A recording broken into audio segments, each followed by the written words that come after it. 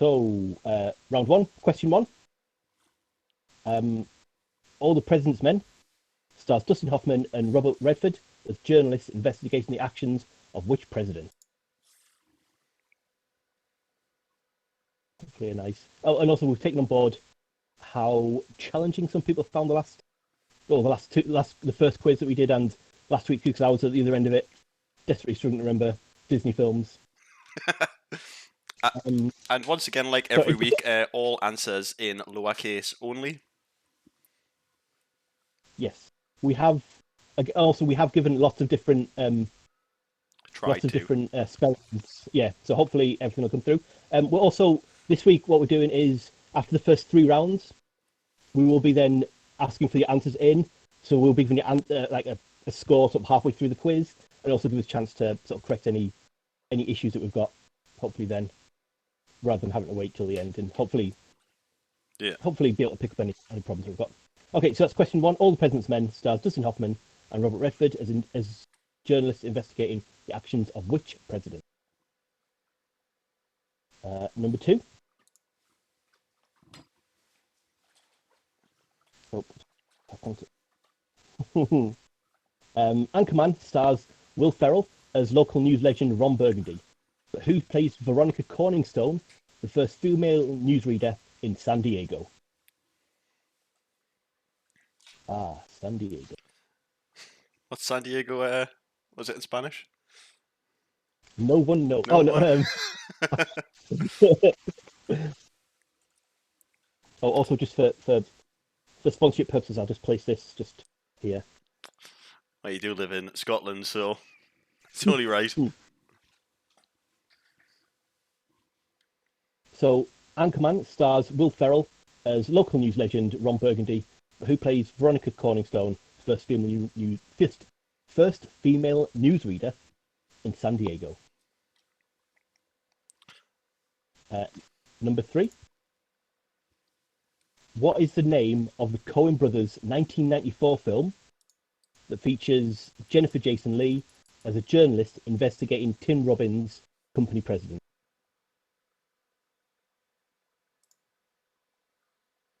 That is, what is the name of the Coen brothers' 1994 film features Jennifer Jason Leigh as a journalist investigating Tim Robbins' company president? Sorry, it went black for a second there. That was my bad. I was hovering. I've got a few things. I'm juggling a few pots and pans here, trying to keep the ship running. So number 4. 1999's The Insider features Al Pacino as a producer for a news program. But which future Oscar winner starred as the tobacco industry insider?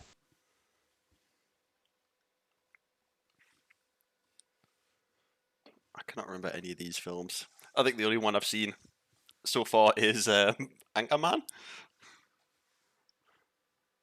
Yes. But, far from me to see a film, as it's outside of the prequel Star Wars trilogy. 19 years old. So 1999's also the same year that Rich turned 19, of course. The Insider features Al Pacino as a producer for a news program, but which future Oscar winner starred as a tobacco industry insider? I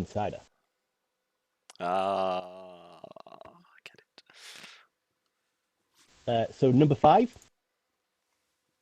Which legendary English actor played Rupert Murdoch in last year's Bombshell? Last year? I thought that came out this year. Hey, time's a social. Was it a cinema release this year? Was it actually in cinemas last year? I'm trying to think. Actually, it came out. Oh no, it came out before the Oscars. Yeah. So I think it must have been. I don't think we had to do it by year though, did we? Yeah, definitely. Yeah. Oh well, it didn't get as big a release as kind of the advertising and sort of names would suggest it was. Yeah, that's it wasn't. It wasn't like a huge release. Which legendary English actor played Rupert Murdoch in last year's Bombshell? Number 6. Citizen Kane, Orson Welles' masterpiece about the life of fictional newspaper magnate Charles Foster Kane, was nominated for 9 Academy Awards. But how many did it win? But it's shocking to say I've never seen this one. Well, no, but have you heard of it at least? Yeah, I've heard of Citizen Kane, plenty. You know the episode of The Simpsons when Mr. Burns tries to become the mayor of Springfield, Yeah. and that's pretty much all. That's all pretty much based on Citizen Kane. I think that's The bit when he ends up having tea at The Simpsons the night before the election and blows it. It's pretty much all based on Citizen Kane. And of course, when he loses Teddy as well, that's Citizen Kane. So number 6, Citizen Kane, was nominated for 9 Academy Awards, but how many did it win? Okay, number 7. Who directed Zodiac, the 2007 film that starred Robert Downey Jr., Jake Gyllenhaal, and Mark Ruffalo, investigating murders around California? That's the one I have seen, but it felt like it went on for a lifetime. It's quite a It's a meaty film. It's quite like a low profile one as well. If you look at the people who are in that, and David Finch hasn't made that many films. They're all David Finch's films are pretty well regarded. That one's like a lesser one.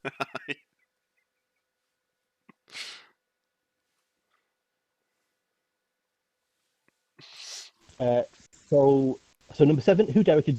Oh, I've realised something.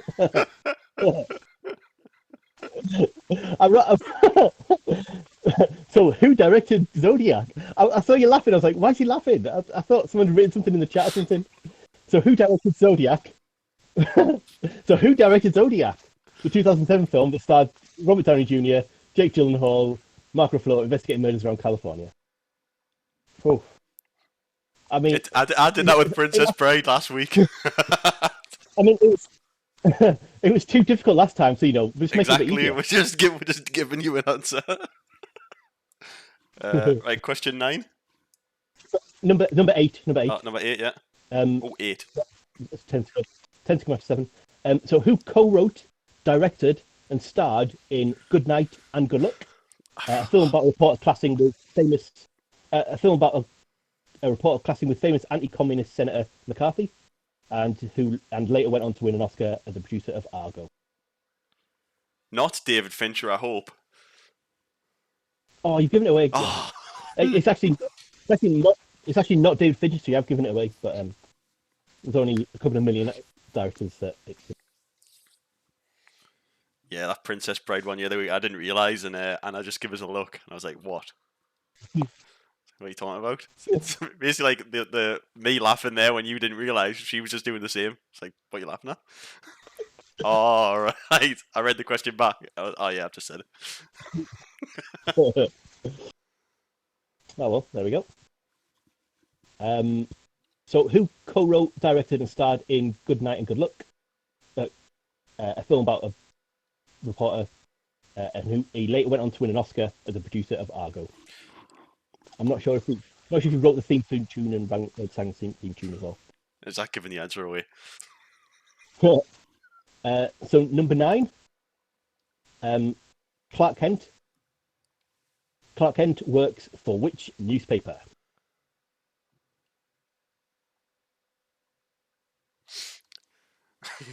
I'm hoping at the end someone just writes David Fincher for every single answer in the results spreadsheet.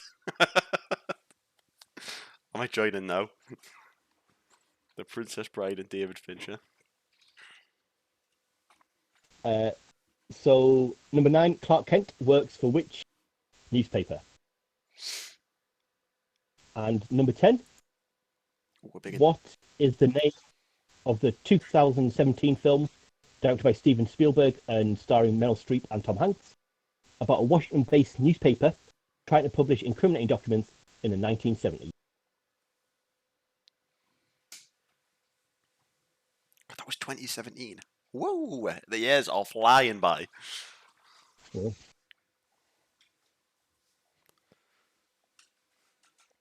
I think I'm pretty certain it was. Did we get it in 2018? No, yeah, I think that's true.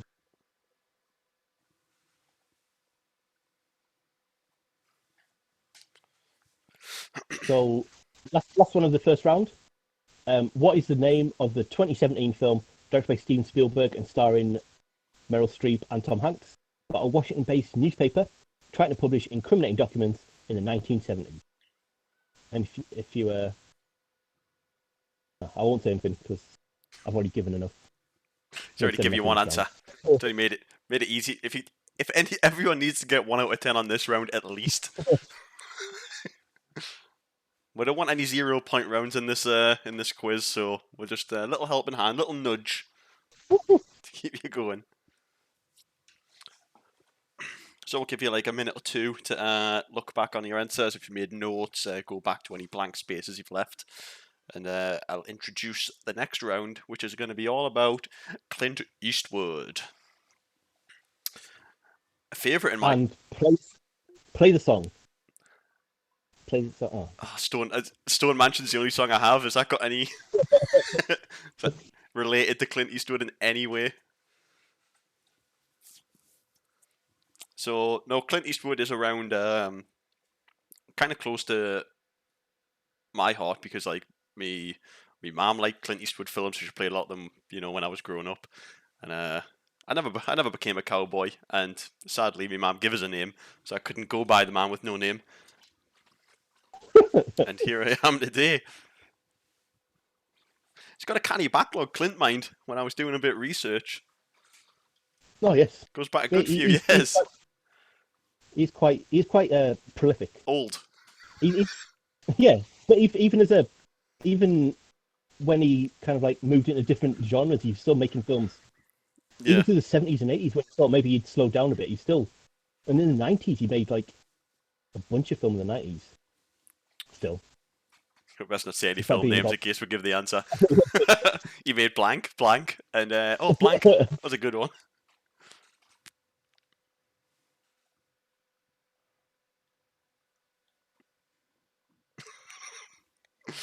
Okay. Right, so round 2, question 1. In 1976, Clint Eastwood helped direct a film about a character named Josie Wales.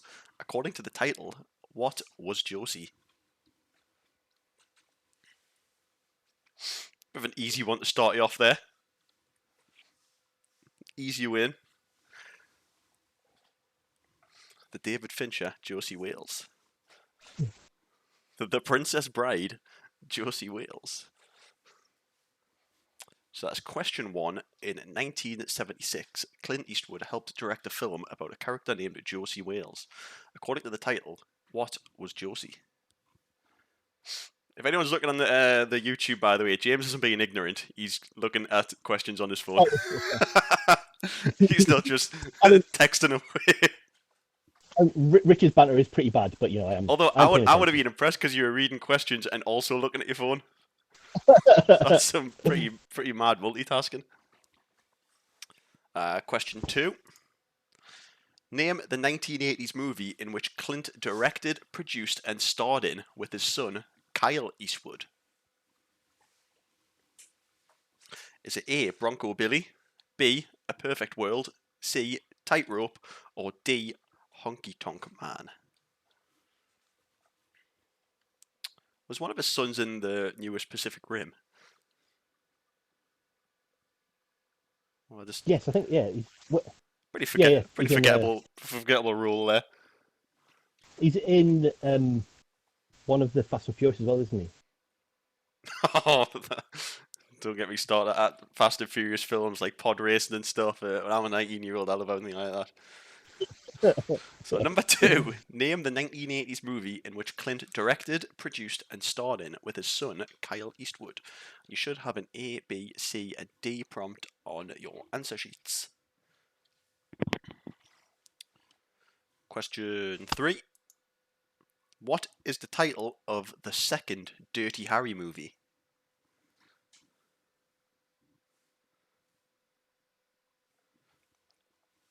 Didn't know there was a second. Your mother informed us there was 5. There's 5.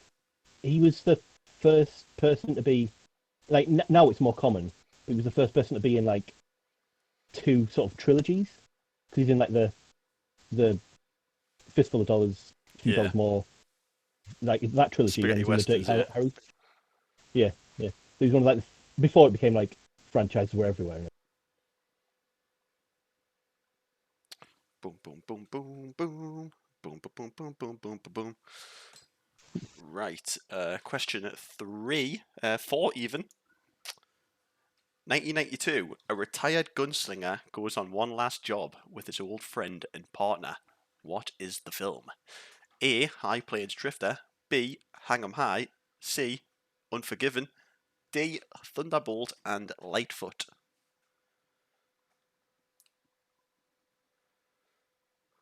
Just got a notification in the chat from Bodian that Elaine is pissed and she's on her own now. Oh well. Also, hi Jimbas, no more beard face. No more beard face from Lotters. That's beard for safe. Yeah. So that's 1982. A retired gunslinger goes on one last job with his old friend and partner. What is the film? You should have them on your screen. Click 1 and hopefully you get it right. Question 5. What was the name of the first of Sergio Leone's spaghetti westerns that Clint starred in? Is it Leone or Leone? I forgot. I asked you last time. Leone. Yeah, Leone. Yeah. Leone. Apparently he's Italian. I learned that last time. What was the name of the first of Sergio Leone's spaghetti westerns that Clint starred in? Weirdly, these were films like I had to watch at uni because I think it was all like based around movie soundtracks. Oh yeah. Apparently, the soundtracks for these were pretty good. Well, they are good. But you had to write like an essay on them. It's like I'd rather just learn it on the flute and show you and perform it in person. So, question 6. Who co-starred with Clint in Bridges of Madison County? I keep wanting to read Clint like another way. Do you know when you look at that word for so long? What, like, you mean client? Obviously. Client, yeah. That's what I mean. Who co-starred with Clint in Bridges of Madison County? Do you know this one? Are you a Clint Eastwood fan? Oh yeah, absolutely. Yeah, like I was saying, it's just so It's got something for everyone, really. move genres so well as well, especially in his directing sort of later on. I think a lot of his films get a lot of flack now, though. So, who co-starred with Clint in Bridges of Madison County? Question 7. Guess the film. An agent, Secret Service agent, is once again put to the test as a clever assassin threatens the life of the president. Dun, dun, dun. James Simpson is in the chat. Al Reet Ritchie. Yes, I am, thank you. Quite Al Reet. I'm quite alright. Thanks for translating for any of our non-North. Yeah, we've got some Scottish people maybe watching. So, guess the film. An aging Secret Service agent is once again put to the test as a clever assassin threatens the life of the president. Hope it's not a Harrison Ford film.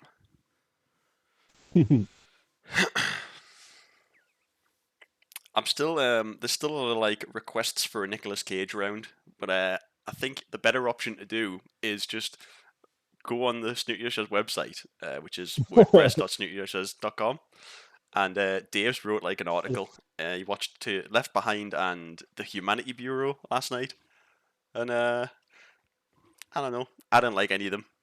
I told Dave that, but I think you like The Humanity Bureau. You must have had a couple of beers. Question 8. There have been many quotes spawned by Clint's best performance as the volatile Harry Callahan. Which of the 5 flicks inspired everyone in America to ask, "Do you feel lucky, punk?" I always thought that quote was like different. What do you feel lucky, funk? No, I Oh, like I one of remember, the ones you got wrong, or yeah, it was like one of them quotes where it's like almost like a Mandela effect, where you just think, and like a lot of people think it's like that, like the Star Wars quotes and stuff. yeah, yeah.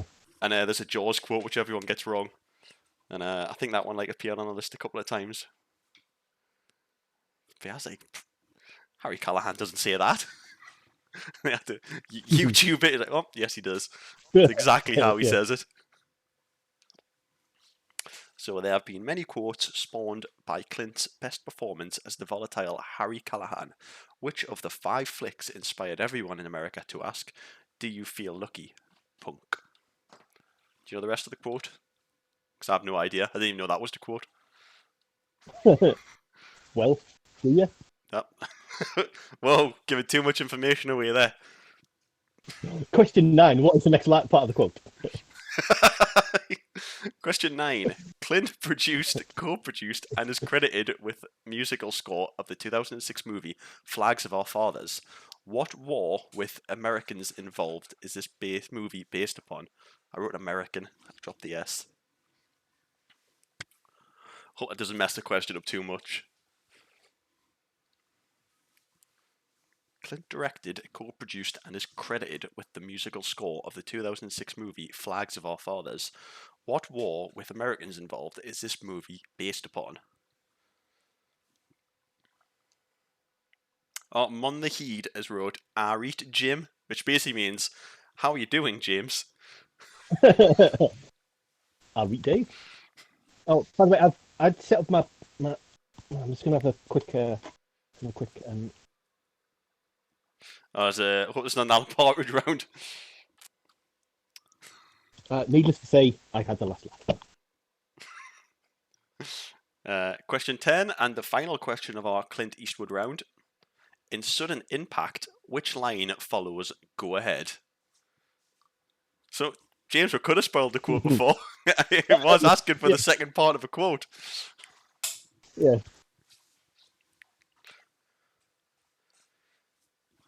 That's question 10. In Sudden Impact, which line follows "Go ahead"?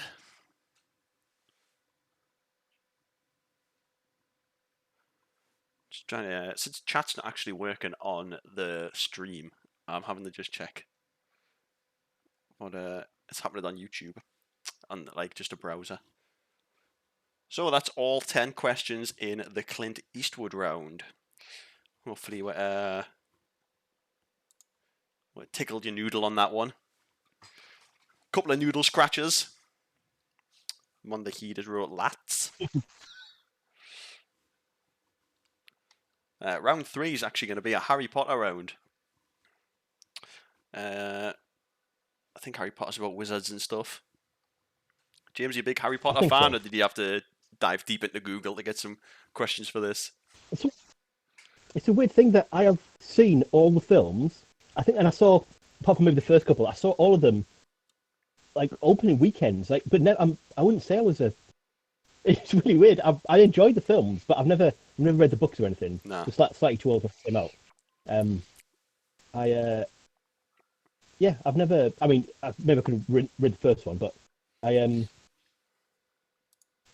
never read the books. But yeah, the films are. I think the only reason I sort of started watching them was because I worked a few of them at the cinema. Oh yeah. Well, I think like you said about Star Wars, even if you're not a fan, they are event cinema. They were the biggest films each year, weren't they? Especially like the biggest British films. Because I think when I started at like Odeon, I think maybe in Order of the Phoenix that came out, and I just remember that being mental. Mm-hmm. Yeah, I think they all were. I remember. I think me and my sister went to see one of them before. We went randomly a weekend before one was going to come out, and it was on previews. We didn't even know until we saw it like a week early. Yeah. Anyway, so yeah, round 3 is a Harry Potter round. Yeah. Um, so, so all the people complaining about the rounds being too hard. If you're a Harry Potter fan, then hopefully this will be make up for some of the difficult ones And if you're from not a last Harry time. Potter Last fan, time. then prepare yourself. This is going to be solid. Yes. So, question one: in what year was the film Harry Potter and the Sorcerer's Stone released?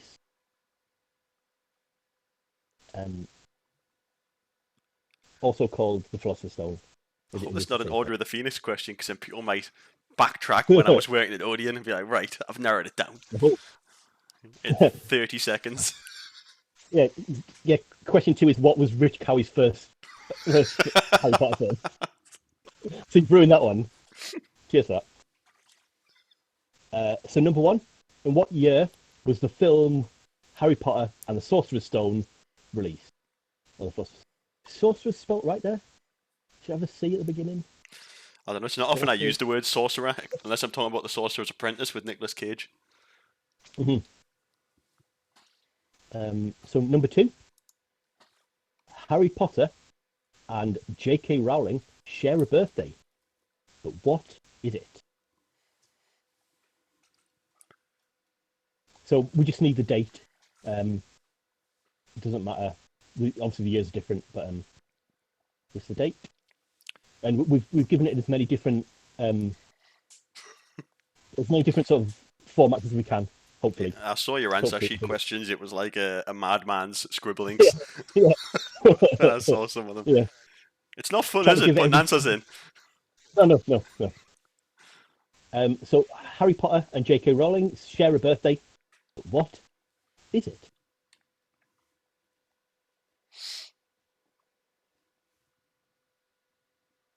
So number three, who plays Professor Minerva McGonagall?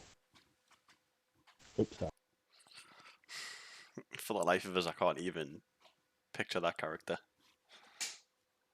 Something with the mad eye. See, I think everyone actually will get a lot of these questions. They're not the hardest ones. Hey, I don't know much about Harry Potter, so I've got no idea. So who plays Professor Minerva McGonagall? Number four, at 2 hours 41 minutes, which is the longest Harry Potter film? And I'm pretty certain that one I've put a whole list of all the films, so you just have to either drop down or tick the right box to select it. Oh, right, so you made it multiple choice. I guess you can't really put them all in here, though. You'd have made the box massive. 2 hours 41 minutes, which is the longest Harry Potter film. That's 2 hours 41 minutes was the theatrical run. It's actually an extended version, which is even longer. But even the extended versions of any of the other films, none of them are as long as this. There's 2 hours 41 minutes. It's definitely the right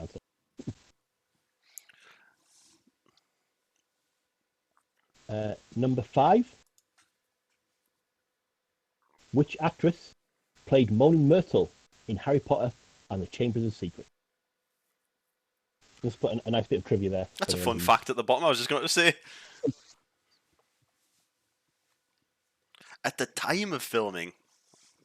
Yes. So she was 37 when she was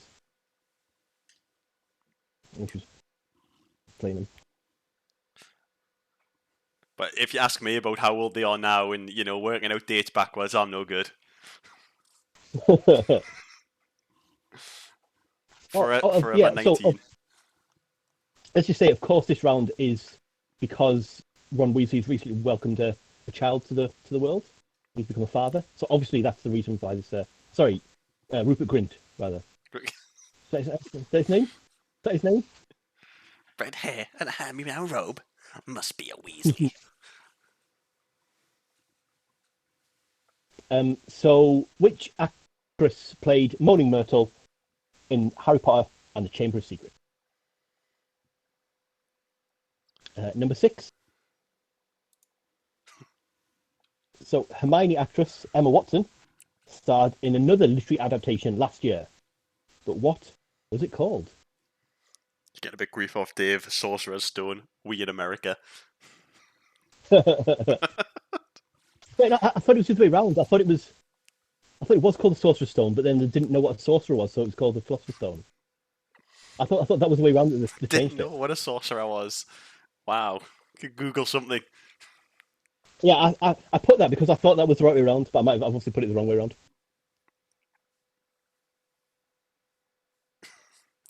Jock woman. So Hermione actress Emma Watson starred in another literary adaptation last year. But what was it called?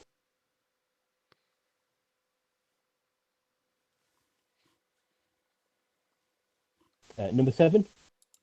How many Harry Potter films were directed by David Yates? Another David. Oh, hold on, I've got my cursor on screen. It's such an awkward spot. My cursor's it's just chilling on the screen, even though I've selected do not capture my cursor. Still just flies about.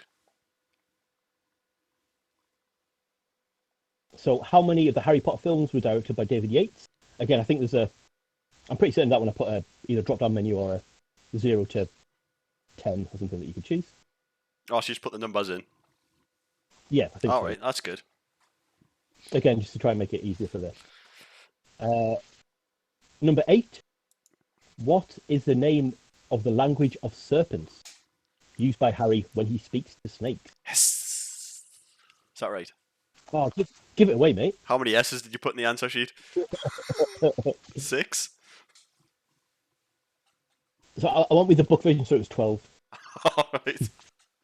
Also, how many films David Yates directed in the Harry Potter series?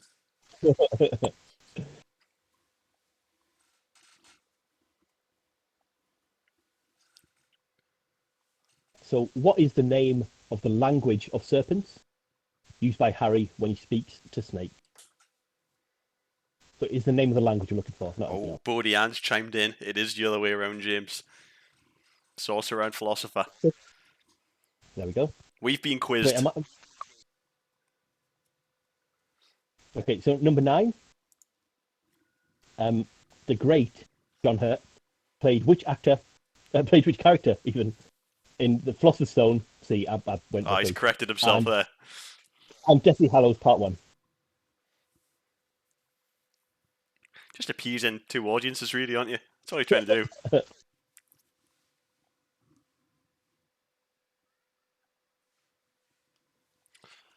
So the Americans kicking round. When do you fancy taking a break? After this round or round 4? I suppose we could do. Are you thinking for the Queen's speech as well? I saw someone mention. I don't know if people want to do that or not. Yeah, there is a we could do it 9 o'clock Queen's speech if you want to take a break for it. So round 4 is the picture round as well. So yeah, we could have a break midway through the picture round, perhaps. I think we'll just finish this round, should we? Okay. 10. Number 10. What house does Ron Weasley belong to? The council house.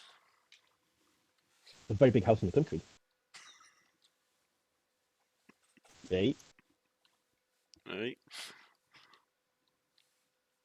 So what house does Ron Weasley belong to?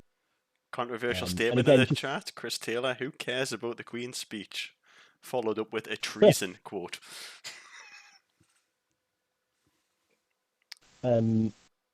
Just for spelling issues, again, I did put all 4 houses down that you can just choose the correct one.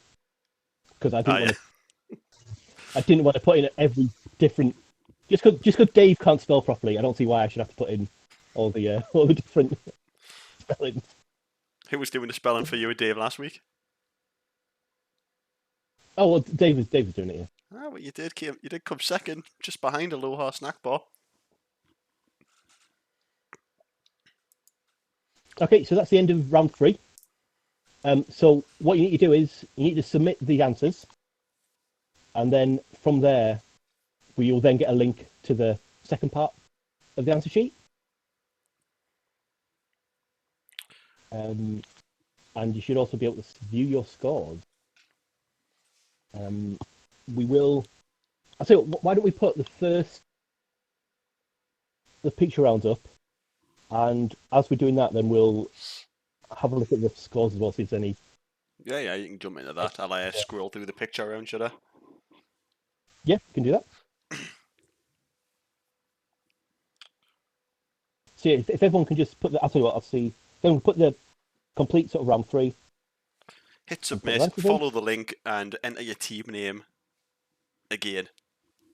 Yes. Oh yeah. Just to make it easy for us to track across different forms, that would be great.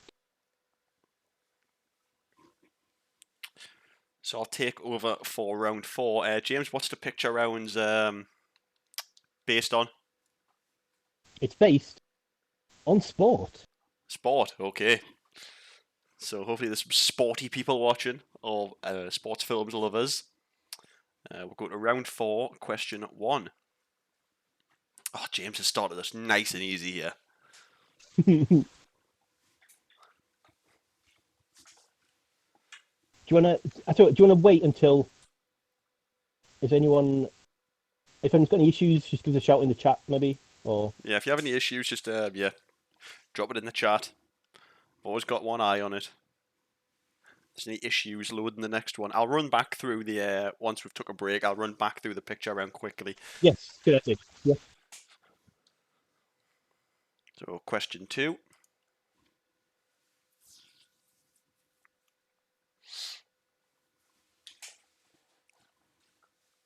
Oh man, I've just realised that. Like this man in the background. Hang on, have we got? Yeah. I think I'll just. Okay. James is shutting up.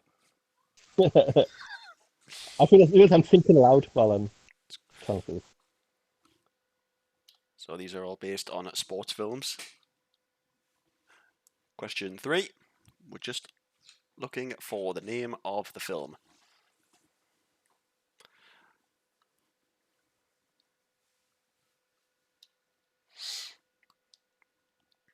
I don't know that we've cut Bruce Campbell's head out majority of these, but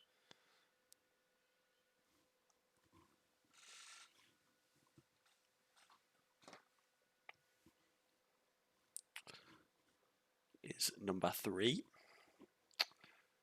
Question 4.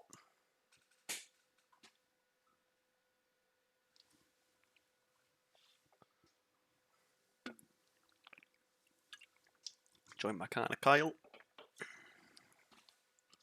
I'll put a light on soon. It's getting dark out. That's question 4. Question 5.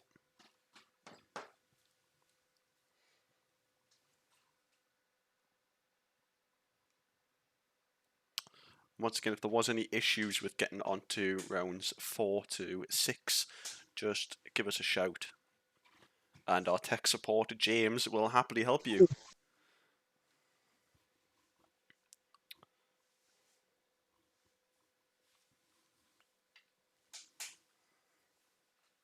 I need to watch more sport films. I've maybe seen 2 of these already.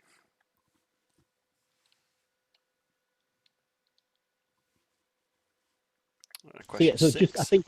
I think everyone has got all the questions that everyone answered. They've all been marked correctly. So unless anyone's got any problems, I think the scores are correct. Unless anyone's got any more issues, and I will now join back in with the bantering with Rich. Lottas is very happy about this. Sure, yeah. Number 5 is my favourite film. Right. Oh yeah, absolutely. So this is question 6 for this one.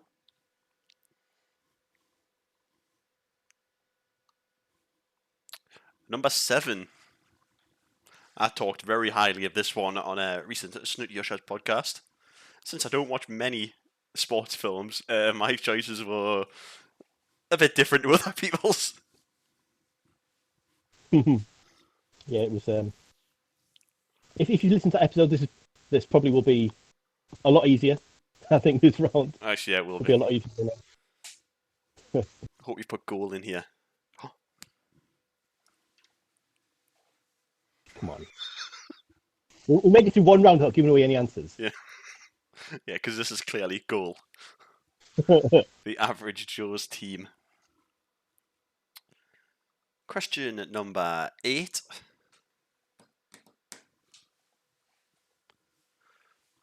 Like a bad Mario Brothers. Rario.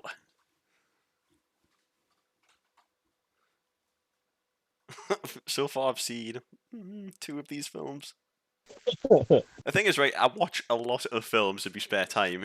Just not classics, not sports films, no biopics, nothing like that. I just watch just trash horror films. Bodhi Ann says tons of answers saying wrong. What was your team name, Claire?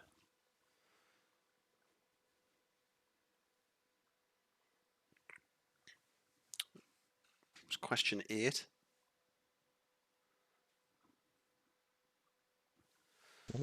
Question number 9. Oh, an interesting one. Thelma and Daphne was their team name. You can check up on them.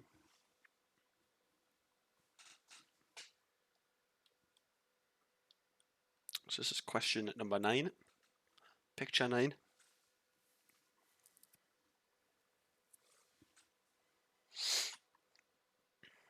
That kick looks like it's going to really hurt.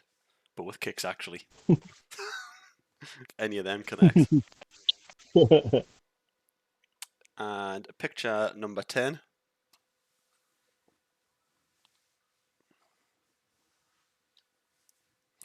Just looking for the name of the film.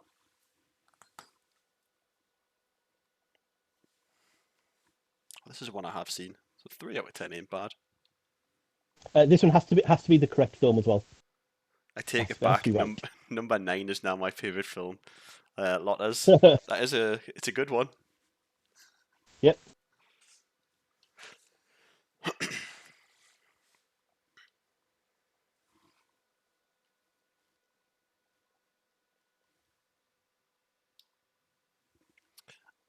And that would conclude our picture round. But I'll quickly run back over them before you click next.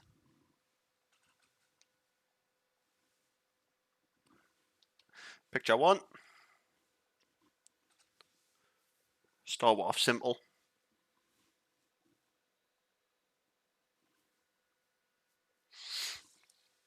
Number 2.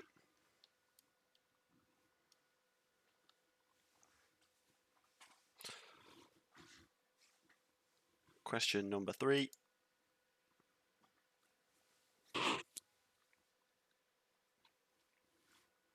You're doing some researching, James. Yes, I'm just trying to see why. Looks like Richard Nixon was given wrong as the very first one.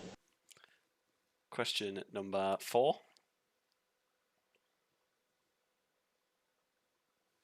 If you get any wrong, we do go back and manually review the answers and sort of award points that way. So as long as your spelling isn't absolute maniac, then we can probably award points after the fact.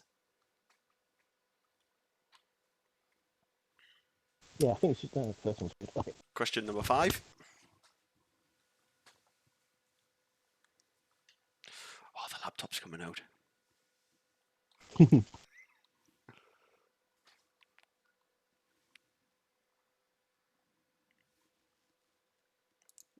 Question 6.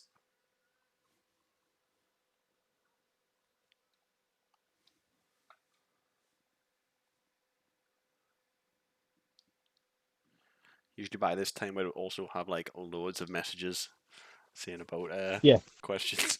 So only a handfuls, not too bad. Number 7.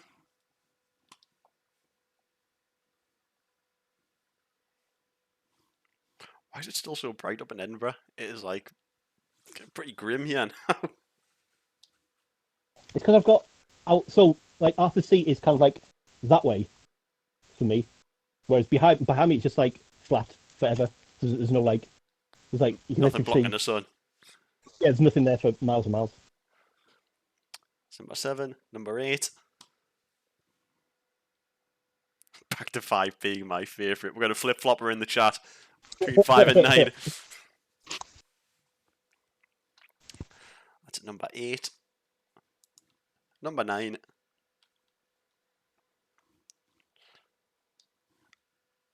And last but not least, also Lotta's favourite film, this one, number 9. Number 10, to end the round.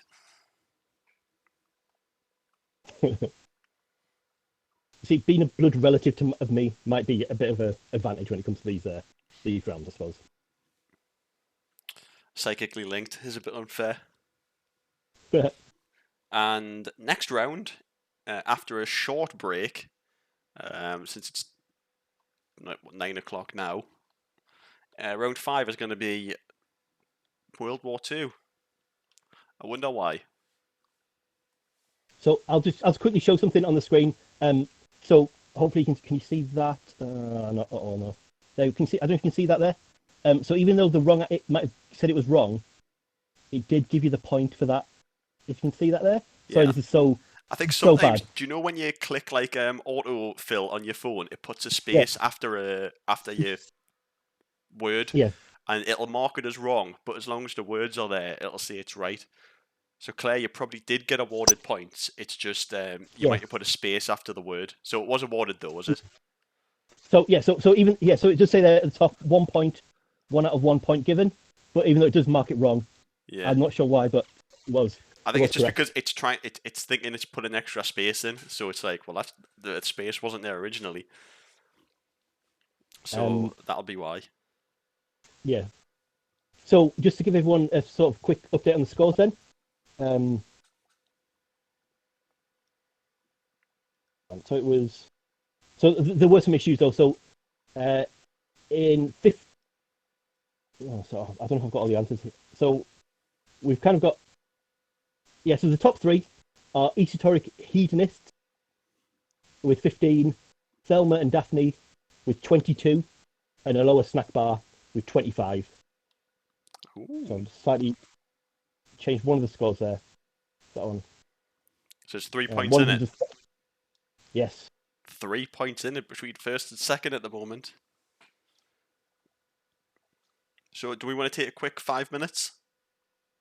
Yep, I think we can do. Yeah. Yeah. We'll play. I'll just change the screen, and then I'll to that. It says starting soon, but that'll be on there for about 5 minutes. I'll mute myself. You can get snacks and drinks and stuff, whatever you want. Cigarette maybe. And we'll be back in 5 minutes. Enjoy the Queen's speech maybe, who knows?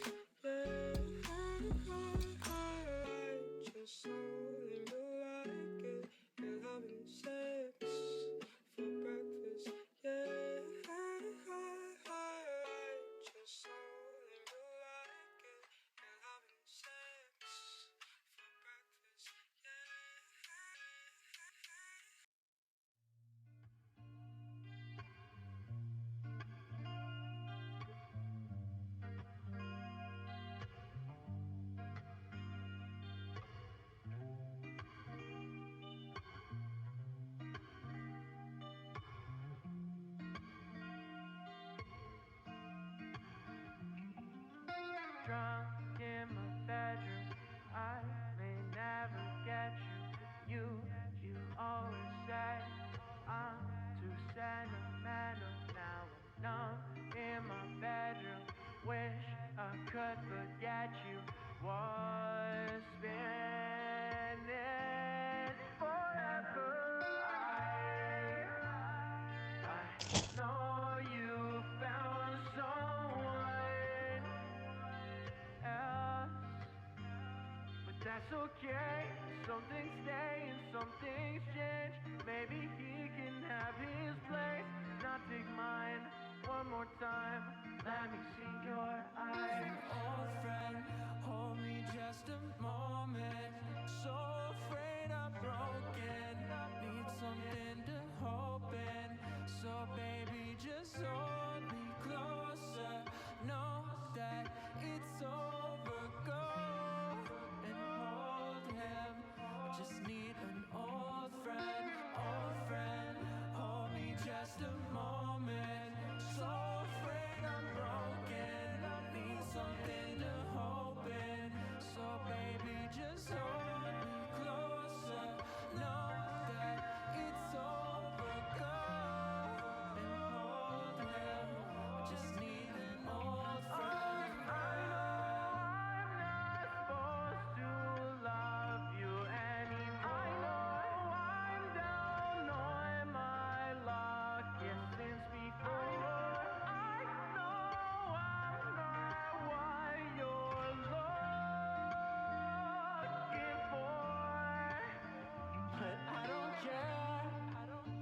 Yeah, I'm still here, outside your window. Couple stones thrown. Come down here. You need to hear that I'm still here for you. What you're going through, my dear friend. Hold me just a moment. So afraid I'm broken. Need something to hope in. So baby, just hold me closer. Know that it's over. Go and hold him. Just need an old friend. Old friend, hold me just a moment. So there's no end to what you mean to who I am. So come here, just one dance, and then we'll go our separate ways, friends. Just need an old friend.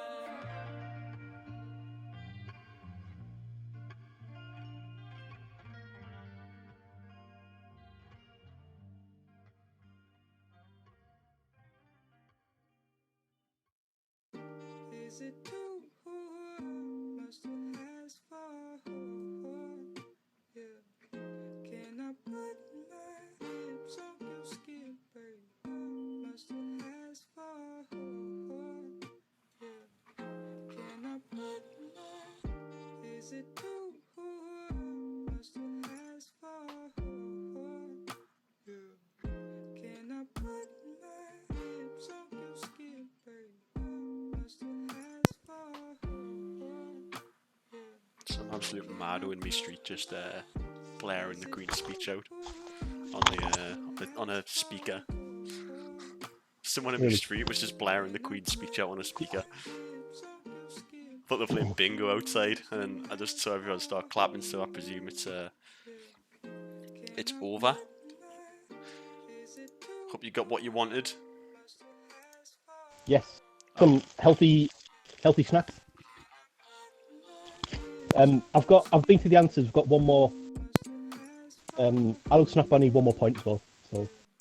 Who do? Sorry. Aloe snack bar. I need one more point. What was wrong? So they put for the what's it, Jesse Wells? Is that right? Oh, right, yeah. They put an outlaw. Ah, okay. Let him have it. That didn't pick up. That's the answer.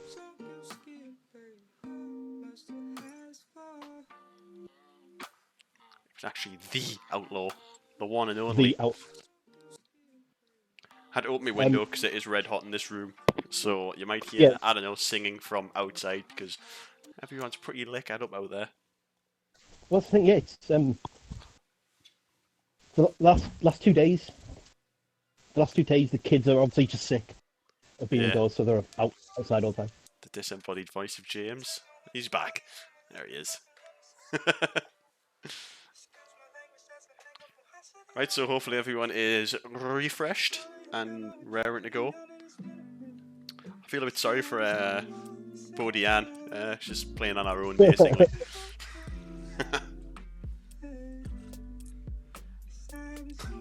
The Thelma of Thelma and Daphne, maybe.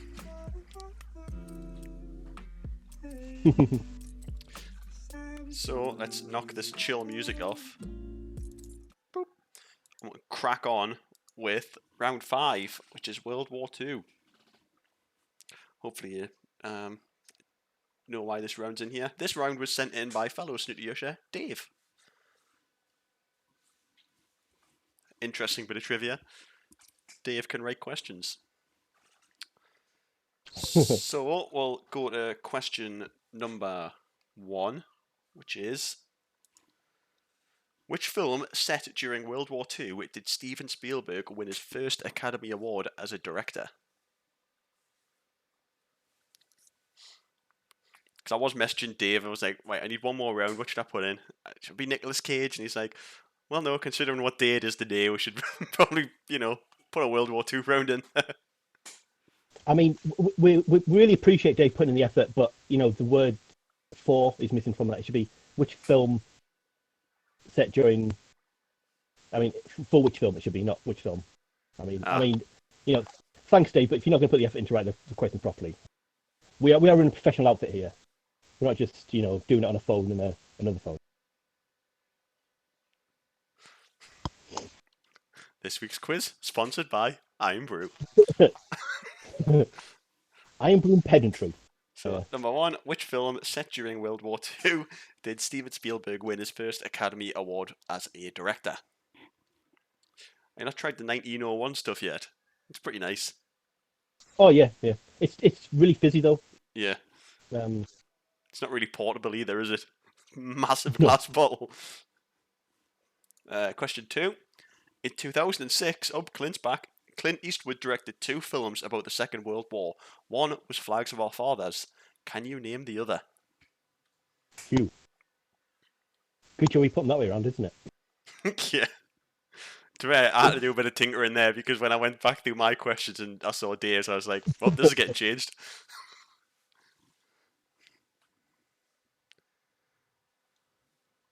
I have a bit of a tinker. So in 2006, Clint Eastwood directed 2 films about the Second World War. One was Flags of Our Fathers. Can you name the other? Yeah, because Dave said, why don't you like a war round? I was like, well, I kind of know about Platoon and, well, maybe Full Metal Jacket and Apocalypse Now. It's like, not really based around the World War. I mean, war. What's it good for? I have no idea. I mean, absolutely nothing. Nah, man. Be gone in 60 seconds soon. Question 3. Which World War II classic features the following characters? The Scrounger, the Cooler King, Big X, and the Forger. Sounds like a mid-90s rap group.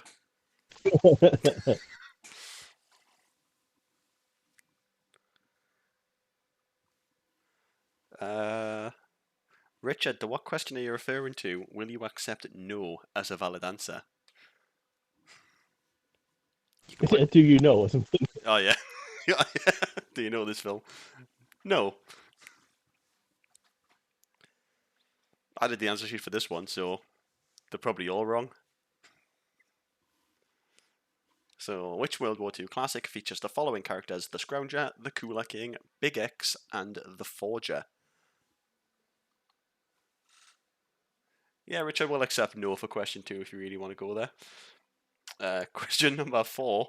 In 1998, Saving Private Ryan gave us a brutal account of the war, but it isn't the only World War II movie released that year. Can you name the other? Can you name the star-studded masterpiece by director Terrence Malick?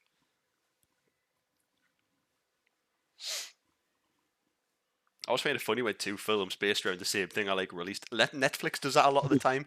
Because I watched a film called Yeah. it had Stanley Tucci in it. It was basically The Quiet Place, but Netflix did it. Yeah. It was so weird. They did another one as well recently. I was like, I'm not putting myself through that. It's like they take a popular concept. It's like, oh well, we'll just rush one out. Yeah, I have this one. Copy my homework, just change it a little bit. That's question 4. In 1998, Saving Private Ryan gave us a brutal account of the war. Wasn't the only World War II movie released that year. Can you name the star-studded masterpiece by director Terrence Malick? You can put 2 in that one as well, Richard, if you want. You can put no in that one. Question number 5. A group of American soldiers go AWOL to rob a bank behind enemy lines in which film? Great film. Great film. David Fincher do this one or not? A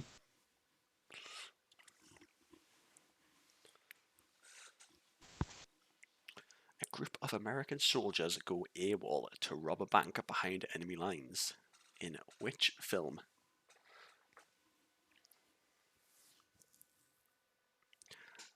Sounds good.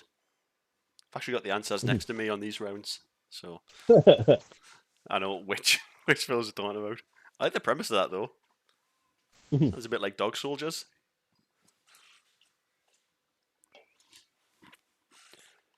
Underrated war film, Dog Soldiers. Question 6. Midway, Tora Tora Tora, and From Here to Eternity all feature which specific part of the Second World War?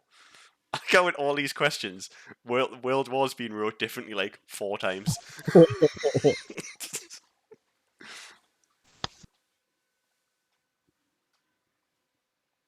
you remember in Only Fools and Horses when he says if you say join the war again, and so he goes join in 1939 to 1945 conflict.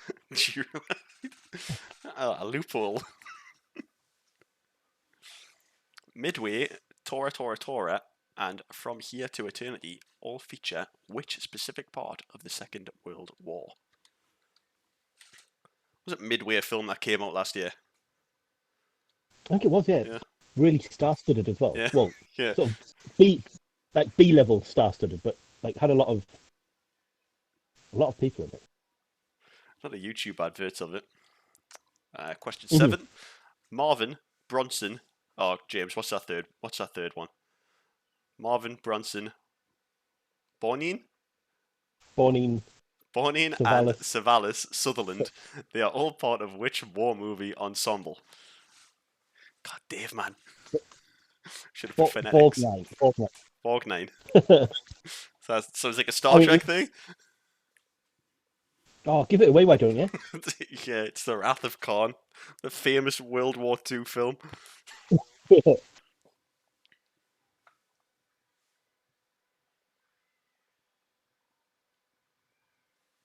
So Marvin, Bronson, Borgnine, Savalas, Sutherland, they are all part of which war movie ensemble?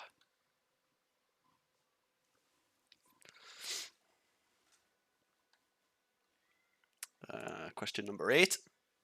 Which film set during World War II tells the story of pacifist medic Desmond Doss?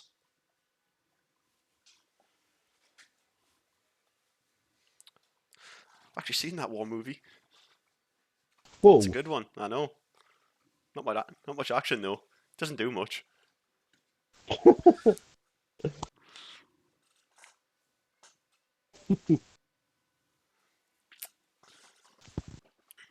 Number 8. Which film set during World War II tells the story of pacifist medic Desmond Doss? Oh, I've skipped forward a bit. Question number 9. Which 1962 epic tells the story of the D-Day landings from the perspective of both the Allied and the Axis forces?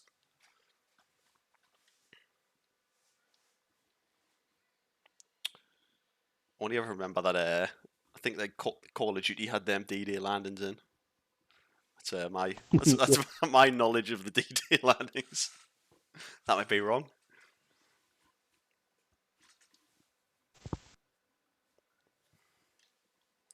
Which 1962 epic tells the story of the D-Day landings from the perspective of both the Allied and the Axis forces? I really get schooled when it comes to like looking at the answers for these because I'm like, never heard of this film. It makes us feel bad. Yes, don't want to go and watch them. Yeah. Question number 10. Which of these war films is not set during World War II? A. Paths of Glory. B. Battle of the Bulge. C. Atonement. So we're looking for which one is not set during World War II. You should have 3 options on your screen. I hope. If there's a D, don't click it. So that's A. Paths of Glory. B. Battle of the Bulge. C. Atonement. Which of these films is not set during World War II? And that is round 5's World War II questions wrapped up. Going to a James special next, Yes. which is round 6, which is 3-1. Do you want to explain the rules of 3-1? So they're all based around the fact that 3, 2, 1 sounds like a countdown. There's also three things and one thing and how they're connected, basically. Yeah, it's pretty straightforward. It's one that we've nicked off Dave, who does the quizzes on Facebook every Tuesday from now on, hopefully. And yeah, so basically, really self-explanatory. Question 1. So 3 actors, 3 characters, 1 actor. Who played Genghis Khan, Davy Crockett, and Rooster Cogburn?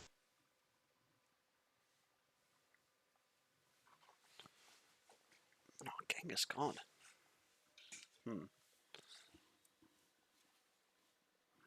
Yes. Have we got answer slides, by the way? Or do you think they might be cut off a bit? I think they're okay. I don't know. I can't remember. I didn't do answer slides, but I've got all the answers wrote down, so... Look at them slightly higher than Yeah. So 3 roles, all played by 1 actor. And who played Genghis Khan, David Crockett, and Rooster Cogburn? Question 2. So again, 3 roles, 1 actor. Who played Dr. Seth Brundle, Dr. Ian Malcolm, and Dr. Wallace Fiennes? This is one I know. Usually I'm just quick on the finger. If they come up on the Tuesday quiz, I'm like, click, right, that's it. It's that one. And then I get a fun little explanation as to why I was wrong. Get feedback on what I did wrong. So, who played Dr. Seth Brundle, Dr. Ian Malcolm, and Dr. Wallace Fiennes? Question 3. 3 roles, 1 actor. Who played Nanny McPhee, P.L. Travers, and Mrs. Potts? I can't remember her name. I don't know from the other 2 roles, but I know the Nanny McPhee's a pretty big one. Yes. Gotta be like that sometimes, though. You can't just tell them the answer, can you? No, that'd be silly. Exactly. Just, and especially if 2 people then still got the question wrong. Funny way to put it back. So 3 roles, 1 actor. Who played Nanny McPhee, P.L. Travers, and Mrs. Potts? Question 4. 3 roles, 1 actor again. Who played Ilsa Faust, Jenny Lind, and Rose the Hat. We've had a request. Can you repeat the first question when possible? It's the first one of this round, I guess, yeah? Yeah. If you want to read that, I'll just leave there. Yeah. So the first question of the round was who played Genghis Khan, Davy Crockett, and Rooster Cogburn. And that was question 1. What you're seeing on screen at the moment is question 4. Just giving Mon the Heed a little bit of help there. They need all the help they can get. Mon the Heed.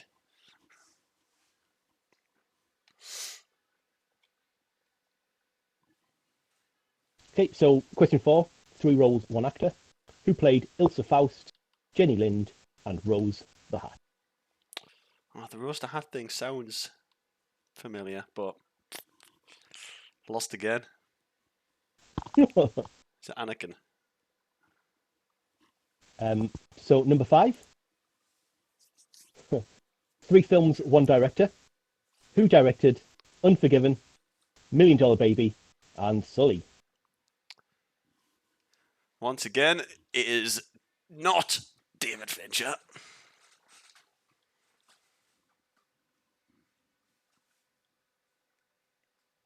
If a David Fincher question came up, I'd probably burst out laughing and just give the answer away. Yeah. I've got a rubbish poker face. 3 films, all from the same director. Who directed Unforgiven, $1 Million Baby, and Sully? Question 6. Who directed High Fidelity, The Queen, and Philomena?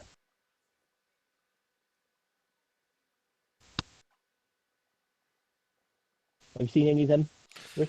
The Queen. Oh, High Fidelity, I've seen.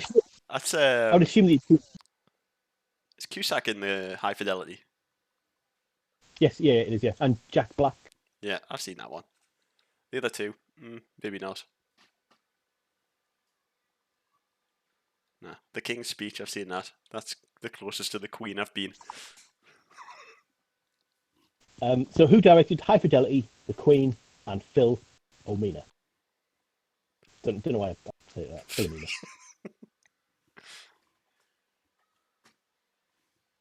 So question 7. 3 films, 1 director. Who directed American Psycho, The Moth Diaries, and Charlie Says? Is there some kind of reverse psychology on that question? Meaning it's definitely Fincher that directed them films? No, a lot as I'm just sort of yanking James's chain.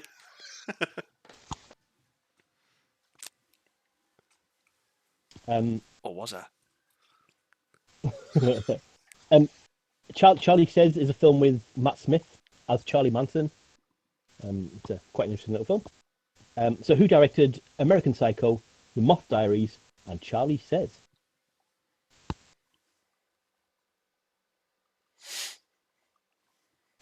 Number 8. Who directed Little Man Tate, The Beaver, and Money Monster? All them gone over my head as well. Have you seen these 3 films? Yes. Damn. So, The Beaver was the weird one that Mel Gibson did with a beaver on his hand. All right. He Okay. was a breakdown. He'd only talk through this beaver he has on his hand, this puppet he has on his hand. Money Monster was the one with George Clooney, and he's does like a business show, and who is it? Jack O'Connell. All right.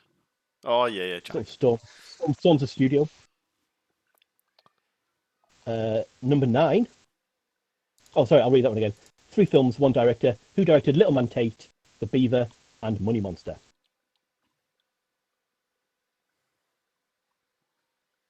Okay, number 9. 3 actors, 1 role. Which character was played by Billy D. Williams, Tommy Lee Jones, and the man with unfortunately on two names, Aaron Eckhart? Because make a middle name for him. Oh yeah, an Aaron Clive E sounding name. Aaron Clive Eckhart, then it'd be Ace, be his initials. D. Lee and Aaron Eckhart.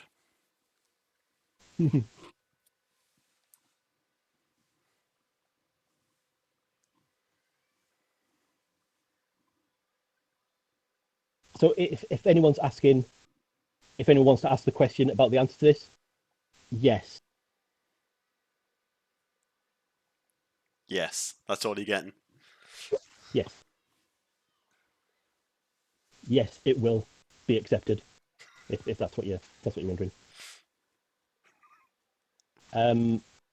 So 3 actors, 1 role. Which character was played by Billy D. Williams, Tommy Lee Jones, and Aaron Eckhart?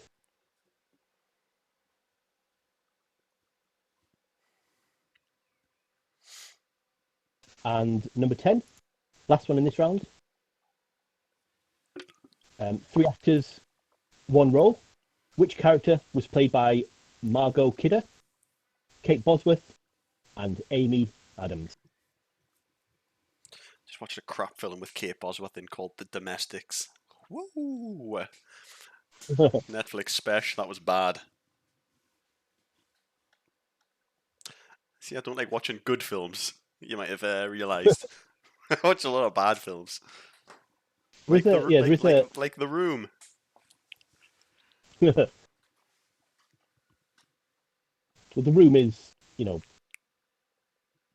it's one of the few things that is so bad it's entertaining rather than so bad it's good. Be someone in the chat not happy about that one. What? My mate Paul loves that film. It's not just like it's not like a normal love either. It's a very weird kind of special love. It's odd.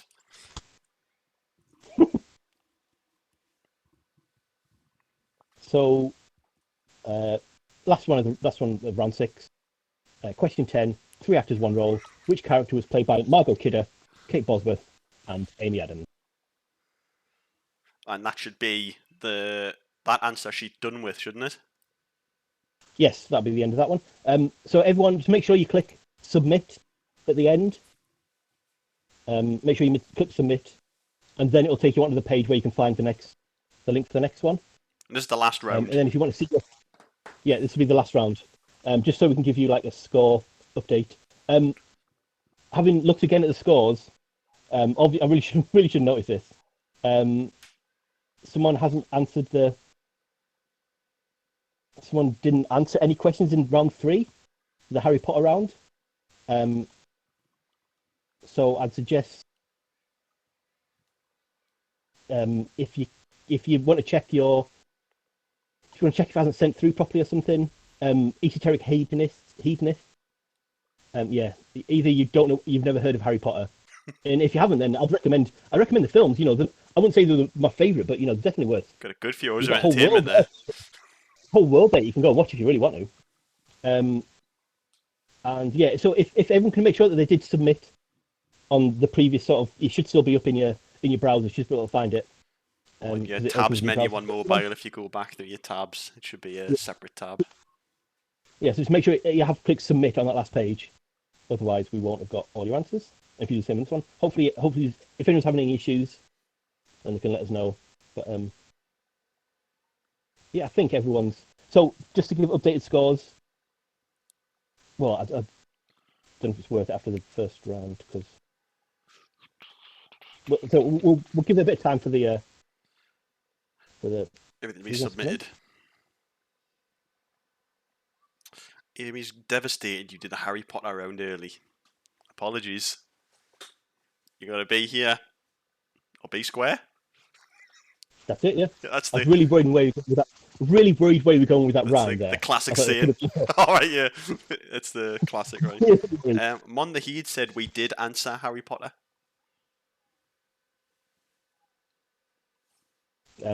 So James's tech support here, he's got them all up on screen. He's running tech support.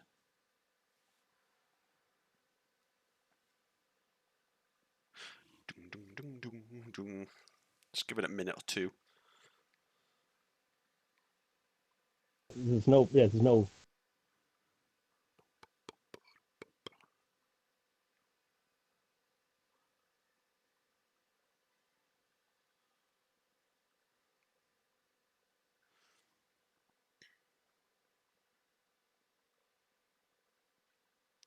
I'll have a quick look on mine because I've also got.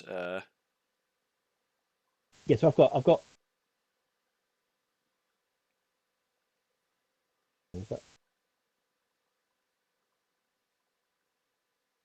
Sorry, Oh not no, sorry. yeah, they have answered. Yeah, I've got them on mine, James. They have answered. Oh, right, okay, hang on. Maybe they just. Maybe they really are in that position then. I thought because we've got a low score. I thought they'd not answered it. No, how dare you? They have got. They have answered. James has just absolutely griefed esoteric Yeah. hedonists, saying, you know, nothing about Harry Potter. That's, you know, it looked like you didn't even play the round. How about that? I've got your back, hedonists. Don't worry. I'm really sorry. I don't know why I thought that I hadn't. Right, do you want to crack on with round 7? Well, so should we do a sort of an update on the scores then? Because the idea was that if you've got them, yeah. So now people can know if anyone's still sticking with us after my just insulting the people who are playing. Has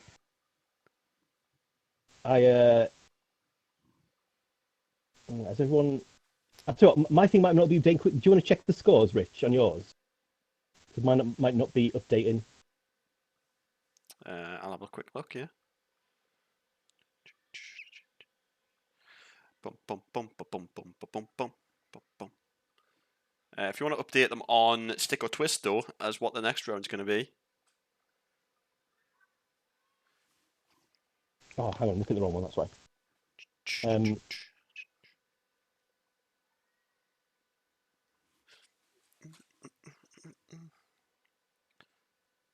all some live editing going on. So Stick or Twist is basically like it's to test your nerve as much as your knowledge. Basically, there are 5 correct answers for each question, and so you can score up to 5 points. However, if you give one wrong answer, you will get not just 4 points, you will get 0 points. So it's basically, so if you only want to give 3 answers, then you'll get 3 points. If you then decide to risk a 4th and get it wrong, you won't get 3 answers. You won't get 3 points. You'll get 0 points. So, and also, by the way, just scores for this will be different on the answer sheet than what they actually are. But yeah, that's the idea. Is that each question has got 5 points on offer, up to 15 points overall. So, yeah, so a chance to make up a lot. We just had another question in chat. Bodian, I've checked your scores for them 3 rounds, and they're all correct. Nothing's been marked wrong. I can see what you've wrote, so and I can see the answers. So, yeah, that's that. So, do you want to give? So, after the first round, it was what Alo Akbar had 26. Hedonist had 15, and the other people had 22. So Aloha Snack Bar has 27 points from them rounds. So that's 53. Esoteric Hedonists have 18 points from them rounds. And Thelma and Daphne have 17 points from that round.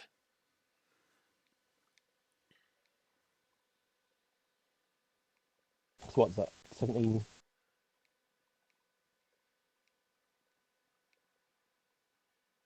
So that's okay. So Alex Snackbar on 53, Thelma and Daphne on 39, and Esoteric on 33 at the minute. Not bad. So round 7 is where you can risk it all, basically, isn't it? Yep. Yep. So this is between. So technically, Alo Akbar could still be caught. And in fact, maybe if we don't accept answers from Alo Akbar, maybe that'll make it fair. Yeah. Maybe. All the other points, then they'll get it. So Stick or Twist. Question 1 in this one. Yeah. So this question's got 5 answers, and you get up to 5 points per question. If you give a wrong answer, you get 0 points for that question. So what were the top 5 biggest selling movies on DVD in 2019 in the UK? I did change this. It is on DVD and Blu-ray in 2019 in the UK. Just because what I thought figures for DVD were actually for Blu-ray as well, but I don't think they're changed. There you go. I'll move that up so you can see it a bit better. According to, so what were the top 5 biggest selling movies on DVD and Blu-ray in 2019? Emperor Zurg Gate. It was never called Emperor Zurg. Maybe in Toy Story 2. I'm not going back on that.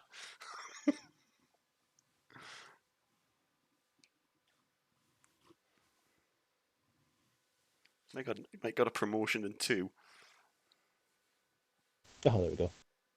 Actually, I should get it up on.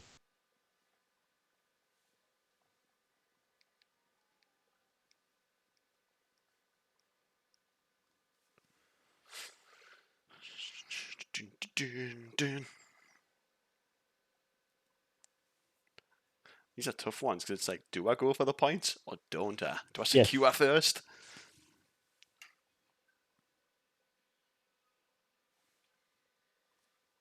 So I think if Hello Snack Bar, I think if they don't go for all 5, I think we should deduct points from them. Do you think?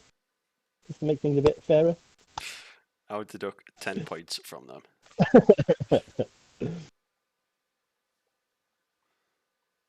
I think should we say that they have to give 5 answers for each one? Just try and make it Interesting. Fairer. Since they are reigning quiz champs. I mean, it does mean that the other teams will have to get all 15 points as well. That's very true. And we double the scores if they get. No.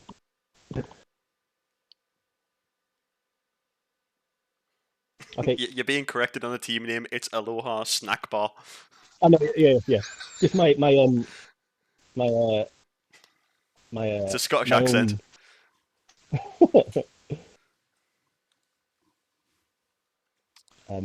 yeah, well, let's give people a bit more time for this one.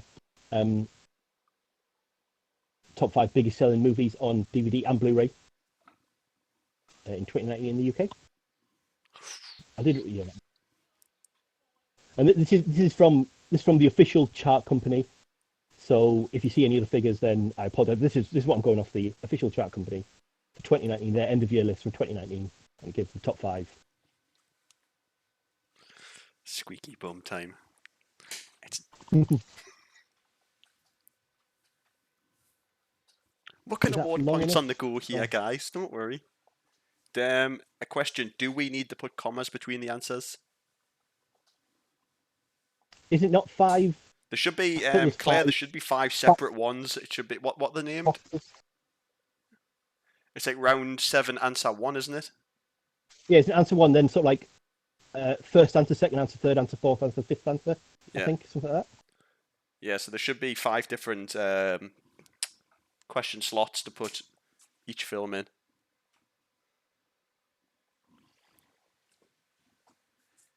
Had some missed calls off my mum there. She's raging about points, so I've double checked. I've texted her back, said, "You're not getting any extra points. Get out of here." Ah, yes, it's the gin. Sorry. No worries. We're on the Iron Brew. It's all good. I'm on a Mango Relentless. Not sponsored. Refreshing.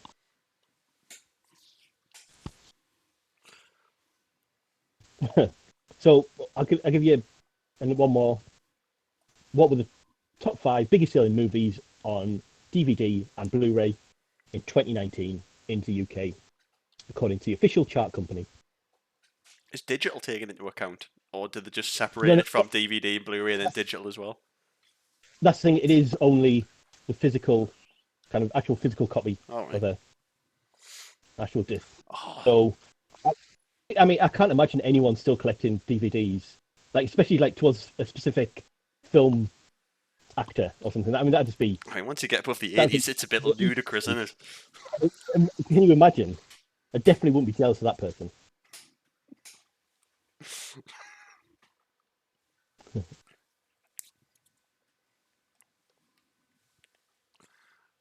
Keep an eye Okay, so on do you think chat.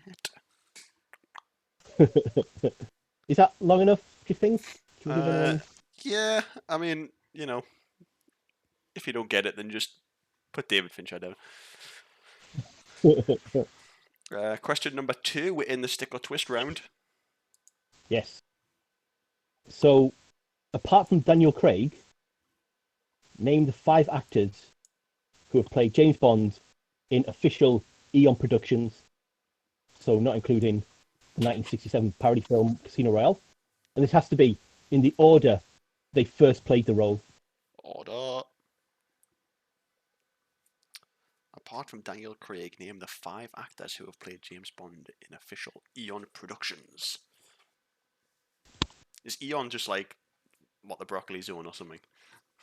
Yeah, it was. I think it stands for everything or nothing, and so Right. they so yeah, and it's so there's a couple of parody films, and there was another one made in the 80s that was like an argument they had with the producer. So with this one, there are 5 boxes, 5 even, 5 answers, and you have to give the first one has to go in the first box, second one in the second box, third actor in the third box, fourth actor in the fourth box, fifth actor in the fifth box.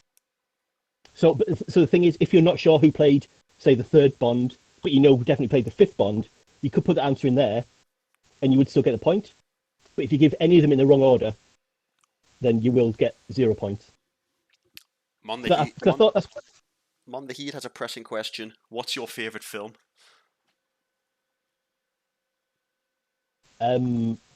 my favorite film. I don't know. Who only has one film, one favorite film? This is Spinal Tap. It's my favorite film. And I would say Starship Troopers or The Fifth Element. What Mon the Heat? What's your favorite film? Yeah, Mon the Heat, what's your favourite film? What are you watching these days? Do you like to watch? Hey, everyone who's watching, What's your what's your favourite film? Please let us know in the chat. I know one of them's going to be The Room, so...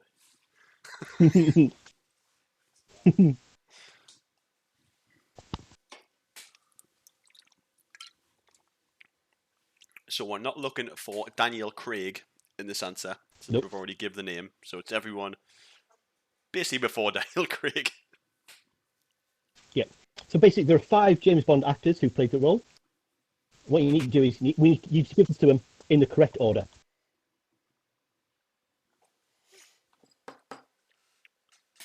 And the order that they first played the role as well.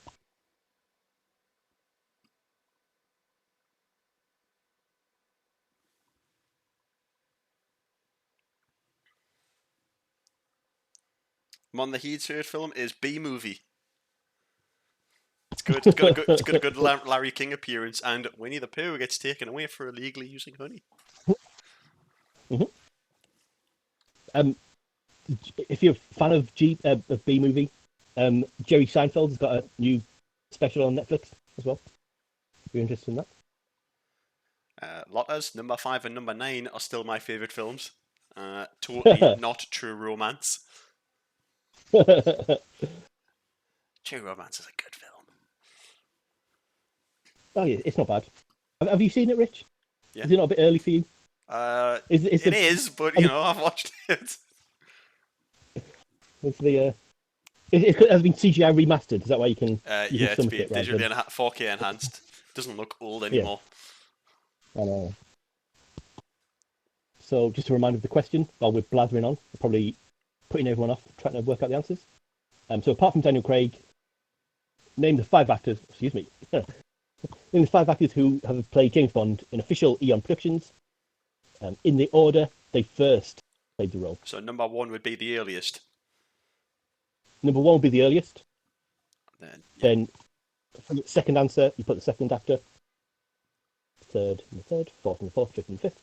But like I said, if you don't know, maybe you're not sure which way round some of them came, if you want to put who the fifth one is and you know that definitely, you can put that one in, and that'll be a right answer. If you put any of them in the wrong order, then you won't get any points at all. Big money round. So do you want to do number 3? Yep, number 3. And final question So- of the quiz. Um, nothing. Shut down. So yeah, this isn't about the order, but there have been 5 Star Wars, 5 Star Trek films after the motion picture. Can you name all the subtitles starring the original series characters? And in brackets, we just need the subtitle. So the answer for the first film would be the motion picture. You wouldn't need the Star Trek prefix. Yeah. So also we don't need the order. We don't need to give them in exactly the right order that they came out in. So for example, it wouldn't be Star Trek 1, the motion picture. We don't need. We just need the bit that comes after the Star Trek. Yes, but not include the number. Don't include the number. So everything after the colon, Oof. as it were. Mon the Heed, favourite Bond film? Favorite Bond film. So I really enjoy the Doctor No and From Russia with Love because they're just something different. They're like he's James Bond's not a very nice person in those ones at all. I really don't like the Roger Moore ones. I'm watching them at the minute. Careful with what you say here, right? Mon the Heed's trying to bait you into actors here. I know this game. But I think everyone knows who the Bond characters are. Oh, of course, yeah. But I think Skyfall might be my favourite. It's just on rewatch, I really like Casino Royale. The Daniel Craig one, not the parody one. Yeah. It's got the most intense poker scene in it. Yes, it does. Yeah.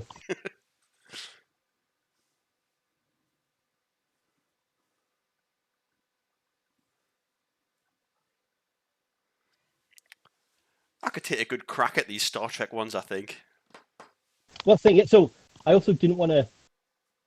I thought if you had to put them in order, then I think people wouldn't try and guess the last few. I think there's a few that are quite obvious what order they're in, but the last ones I get confused, so I didn't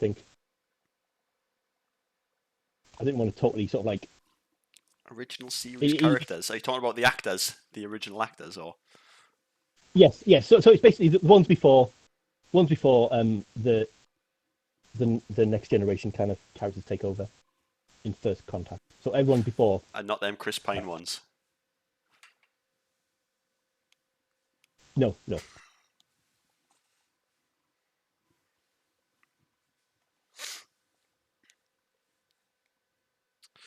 I will have a look if there's been any submissions yet. Mon the Heat, what's your favourite Bond film? Out of curiosity. By the way, I do apologise for giving away some of the answers through the quiz. We've basically been locked up in our own houses for 7 weeks or something now. So it's just nice to be able to. You just forget how to talk to people. That's true, yeah. Someone asked me a question, I'm going to spill all the information I can about it. If anyone asks me what my favourite original Star Trek films were, I'd probably tell them. I'll probably rank them. So it looks like we've had responses off all teams here. So sweet, excellent.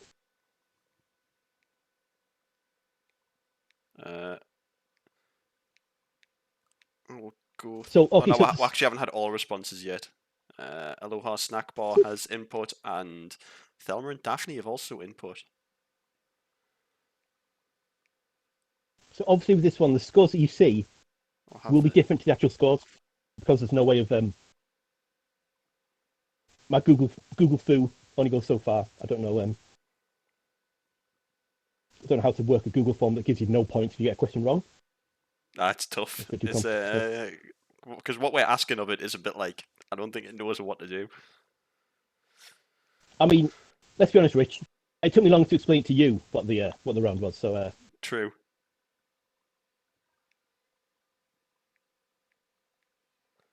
Oh my god! Just looking at Snack Bar's answers. Wow. Okay then. Oh, yeah. So all there's loads of answers that are just when we were trying to test it. So get a bit confused.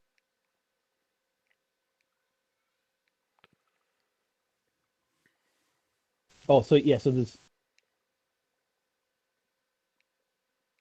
Okay. Oh, so yeah. So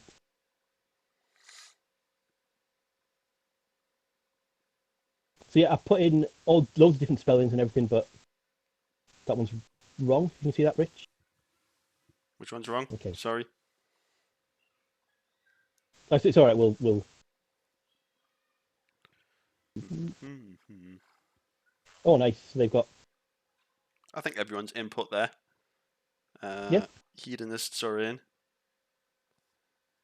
Thelma and Daphne are. Yeah, I think everyone's input there, so I've had enough time anyway. Okay. So we can stop the quiz there. We can go back to, I don't know, I'll stick you on in the news. How about that? Oh, I could just make us massive.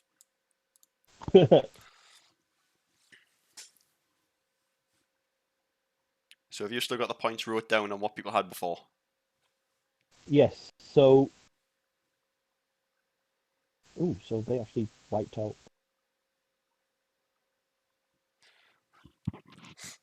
There's a bit of live tallying going on. Yep. All very high tech. Who's that one? Oh.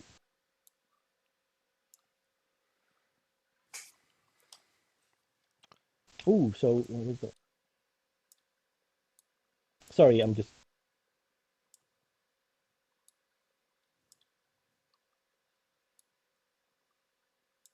Yeah, looking for that one. You got YouTube up anyway, James? Yes. Oh, hello. This is our tally machine over here. Making the Hey, scores up. that's what means literally using an envelope packet. So yeah, so I've got the scores. So we go through the answers first, then. Yeah, we can. Then, Yeah. Should I just go back to round one and you can just run through the answers there? Well, do you not have the answers one? Sadly not.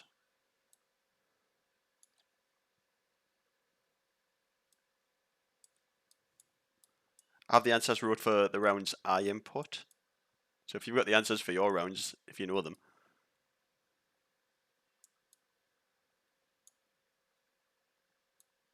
Do you know them?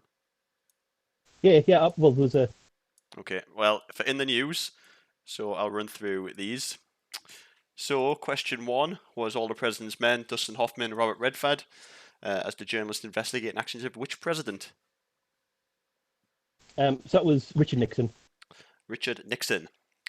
Number two, Anchorman stars Will Ferrell as a local news legend Ron Burgundy, but who plays Veronica Corningstone? So that's Christina Applegate, not Applestone, unfortunately. Did people put Applestone? Yeah, someone did. Yeah. Oh, Corningstone. It's got them. Yeah, three. What's the name of the Coen Brothers 1994 film that features Jennifer Jason Leigh? So that's the Hudsucker Proxy. Oh. So, do you just want to put the question up? Then obviously people can read it, and I can read out the answer. Yeah, sure. So I'll just tell you which one I'm on. So number four. Yeah. That was The Insider was Russell Crowe. Number one of his roles just for Gladiator. Number five. Number five is Malcolm McDowell. Played Rupert Murdoch. Yeah. Question six. Number six. Citizen Kane won one Oscar. Only won one. Number seven, Zodiac. Is not Ben Affleck, not George Clooney, I think someone else, but it was actually, in fact, David Fincher. Actually, David Fincher, as we mentioned. As I accidentally mentioned once, as Rich decided to repeat over and over again. Cheers, mate. Okay, but was Yoda in A New Hope? I think you'll find in the deluxe repackaged the based on them in edition. It was, yeah. Right. Question eight. Number was Good Night and Good Luck was George Clooney. Went on to win an Oscar as a producer for Argo. Argo. Number 9. which I think maybe people would get. I don't know. Number 9 is of course the Daily Planet, one And for our Superman obsessed other Snooty Usher there. And number 10. See if you know this, then it links back to number 1 because it's pretty much a sequel. And like none of you, but it covers the same area and is The Post. cool. So round 2 Post. is the Clint Eastwood round. I'll quickly run you through these. Number 1, we were looking for Outlaw, The Outlaw, and Outlaw. Whatever you put, you would get a point for it. As long as it said Outlaw. Number 2, the answer was Honky Tonk Man. Number 3 was Magnum Force, the second Dirty Harry movie. Number 4 was Unforgiven, by a retired gunslinger. Number 5 was A Fistful of Dollars, which we kind of give away a little bit. Number 6, we were looking for Meryl Streep, co-starred with Clint. Guess the film is In the Line of Fire. For question 7. Question 8 is Dirty Harry, where he apparently says, "Do you feel lucky, punk? Well, do ya?" Number 9 was World War II, as Flags of Our Father took place. And in Sudden Impact, which line follows? Go ahead. It is Make My Day. That was the Clint Eastwood round. Onto the Harry Potter answers. Question 1. Yes, so Harry Potter, which everyone answered, and thanks so much for everyone for playing along all the way and not, my playful ribbon didn't obviously put anyone off. So what year was the Harry Potter and the Stone released? It was 2001. Number 2. Number 2, the birthday is the 31st of July. Number 3, McGonagall is Dame Maggie Smith. I don't know if you've heard of her, Rich. She's quite famous. No, never heard of her. Number 4, the longest film is Chamber of Secrets. Oh wow! Yeah, it's when they stopped. So they adapted everything in the book. It's like okay. And after that, they started sort of thinning it down a bit. Number 5, the oldest person to play a member of Hogwarts was Shirley Henderson. She played Molly Myrtle. And number 6, of course, Emma Watson was in Little Women last year. Number 7, David Yates directed 4 of the Harry Potter films. Not bad.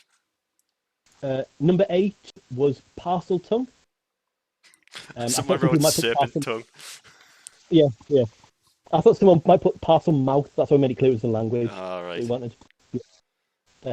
Parcel Tongue, and there was a few different spellings, but I think we think we got them all. Number 9, John Hurt played Garrick Ollivander.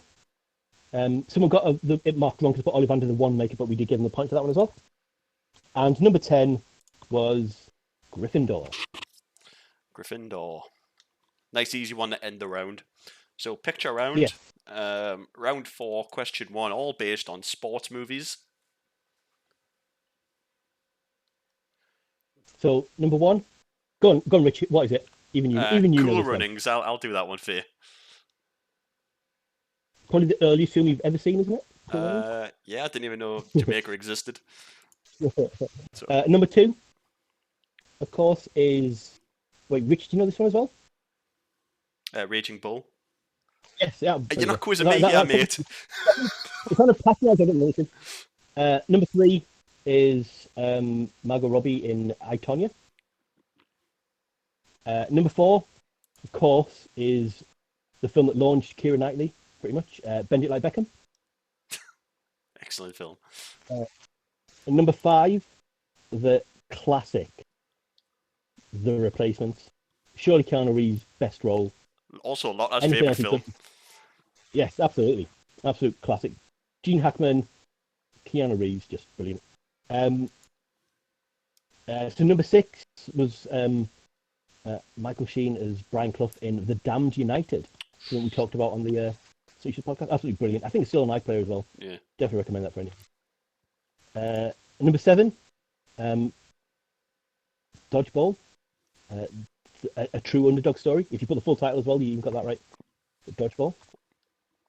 Number 8, There's no crying in baseball, but there was in A League of Their Own. All right, Lotters, I know one black and white film, right?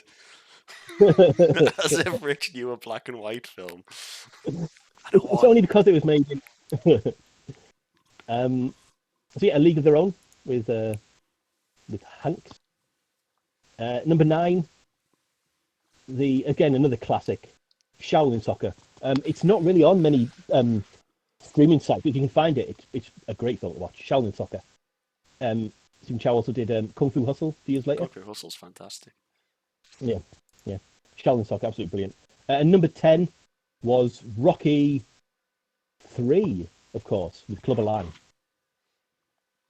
Not Rocky 1, 2, 4, 5, Rocky Balboa, not any of the Creed films. It was, of course, Rocky 3. So round 5. Right. Round 5 is World War II. I'll quickly run you through these ones. Spielberg won an Academy Award for Schindler's List. Clint Eastwood directed Flags of Our Fathers and Letters from Iwo Jima in the same year. The Great Escape starred them names, apparently. The Scrounger, Cooler King. The Thin Red Line was the star-studded masterpiece directed by Terrence Malick. A group of American soldiers go AWOL and rob a bank. It is Kelly's Heroes. I feel like Dave had to put that in there. A little shout out there. Midway, Tora Tora Tora, and From Here to Eternity features the attack on Pearl Harbor. I would have accepted Pearl Harbor and Pearl Harbor attack. A couple of different takes on that, but Pearl Harbor is fine. Marvin Brunson, Borgnine. Was the Dirty Dozen. No part of that ensemble.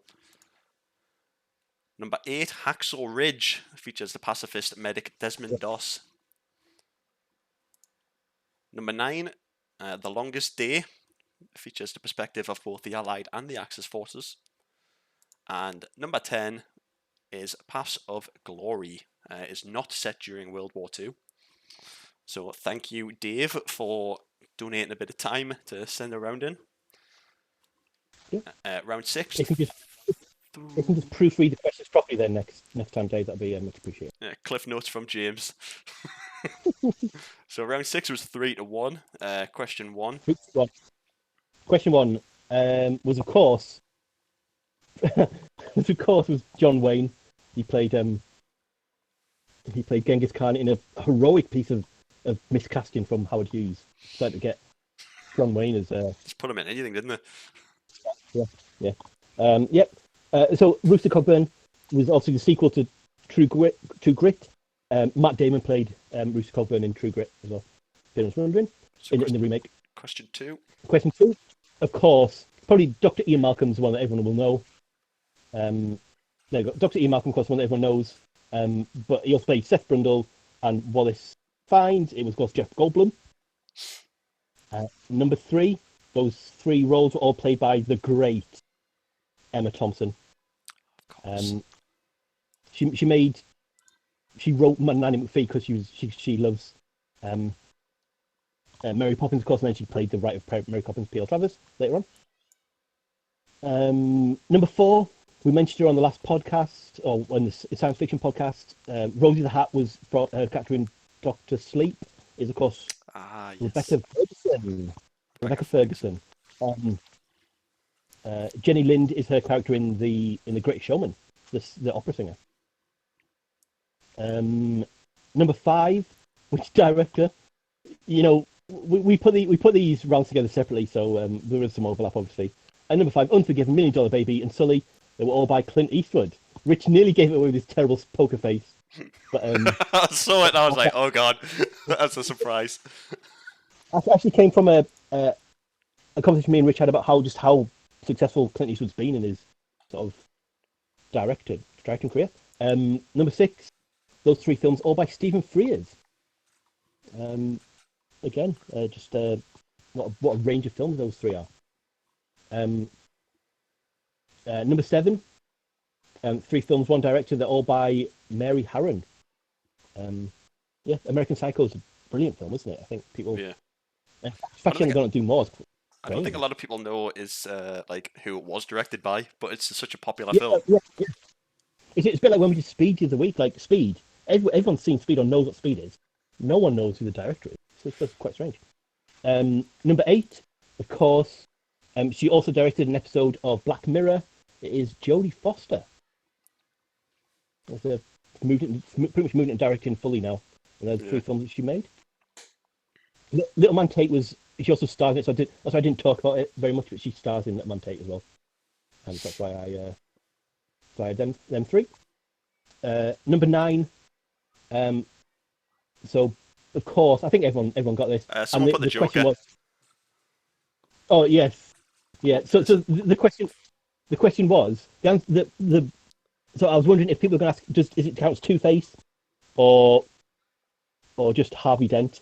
Because the answer is Harvey Dent, but Billy D. Williams did play Two-Face in the Lego Batman movie as well. So either of them would have been acceptable. You'll allow it. Yes, yeah. And number 10, of course, is Lois Lane in the 3 incarnations of the.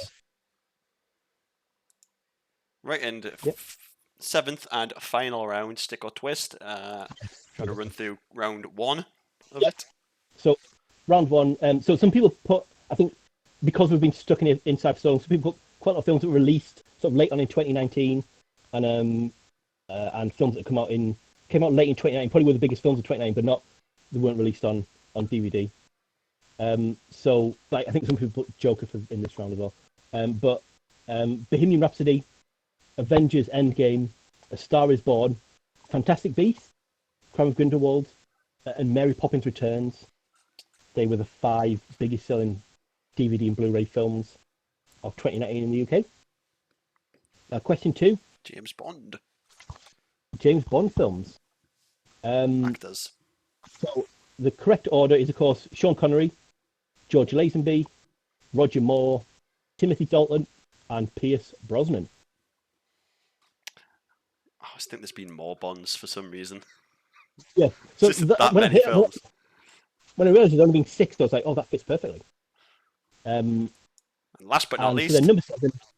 Yes. So number 7. Number 3. So the 5 films are. So Star Trek 2 is The Wrath of Khan.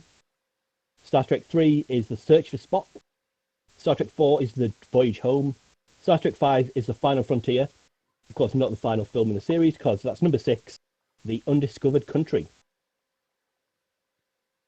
Was First Contact one? Because I know someone put that. No, so First Contact was, I actually said that film as well. I actually gave it away. That's why I apologise. First Contact is the first one that's got the Next Generation kind of one. Right, okay. So, do you want to tally these up then post, or can we tell people now who came first? Yeah, I'm done, yeah. So, basically, people... Hello, Snack Bar got 10 points on that, and the Esoteric Hedonists got 5 points on it. What was it? Thelma and Daphne, unfortunately, they wiped out on all 3 questions, but thanks for giving it a go. Section. So what, we disqualifying Aloe Snack Bar? No, I don't think we are. Yes. But yeah, but they got 63 points, so they are the winners overall. Again, congratulations. Thank you so much for putting the work in. Wow, 63 out of 70 though. Holy moly. Yeah, that's some really good going. In second was it ended the same. So on 39 points was Thelma and Daphne, and on 38 points was Esoteric Hedonist. Is there something come through or everyone? Yeah, we'll post these results on Facebook, so you can. Lot's got 46 on their pencil and paper. Oh yeah, well that's easy to say now, isn't it, Lotters? Yeah, because I got 70 on my pencil and paper once. No, you didn't, Rich. No, I didn't. Not at all. You didn't even get 70 reading out the answers. So 20. Thanks everyone for playing along. Thanks for being here. It's been fun as always. Like interacting in the chat with everyone. Yeah, even if there is some horrible callbacks and spelling errors. So all we can say is goodbye and join us next time. Keep an eye on the Facebook page for things that we do. We do a podcast. We've got a website. We've got this, and we do a Tuesday quiz, which is a multiple choice one online, which is it's pretty chill and laid back, and it's easy to get involved with. So yeah, Iron Brew, if you're watching, do not take this down. Thank you very much. So yeah, and Rogue Richie, we got about 11 on our pen and paper. Oh, Okay, well, you came in a hard last place.